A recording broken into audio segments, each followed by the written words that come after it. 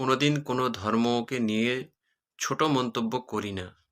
আমি এটা বিশ্বাস করি যে নিজের ধর্মকে শ্রদ্ধা করে না বা যে অন্যের ধর্মকে শ্রদ্ধা করে না, সে কখনোই কোনোদিন ধার্মিক হতে পারে না। অপরের ধর্মকে শ্রদ্ধা, সম্মান করলে তবেই নিজের ধর্মকে সঠিকভাবে মানা যাবে। এখন বিভিন্ন কাবাবের দোকানে যেখানে বিফ কাবাব বা বিফের বিভিন্ন আইটেম তৈরি হয়, সেই সমস্ত দোকানে আমি এ যাবৎকাল বেশ কিছু আমার পরিচিত বা পরিচিতদের সঙ্গে দেখা সাক্ষাৎ হয়েছে।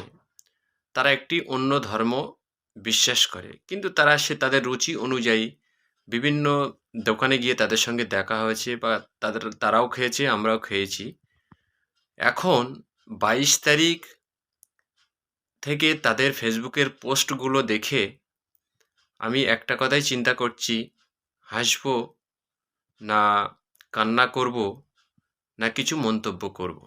আসলে 22 তারিখের পরে এত ধার্মিকতা দেখে আমার নিজের কাছেই প্রশ্ন জাগছে যে এত মানুষ তার নিজের ধর্মগুলোকে এত সুন্দরভাবে পালন করার পরেও ধর্মের একটি অত্যন্ত কঠিন নিষেধ তারা অনায়াসেই যে কোনো সময় ভাঙে, এবং সেটা আমার চোখের সামনেই বহুবার দেখেছি।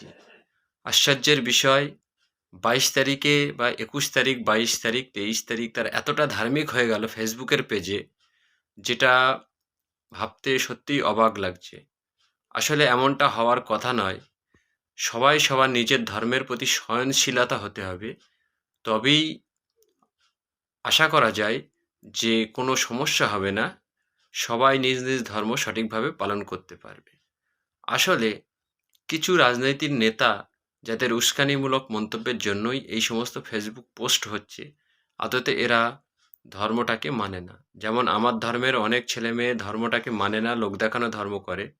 ঠিক অন্য ধর্মের এরকম কিছু মানুষ আছে যারা ধর্মটাকে মানে না, লোক দেখানোর জন্য করে। সেটা 22 তারিখ থেকে তারা করছে বাধ্য হয়েই, কিছু বিশেষ নেতার চাপে পড়ে। আপনারা বুঝতে থাকুন যে আমি কি বলতে চাইছিলাম এবং কেন বলতে চাইছিলাম।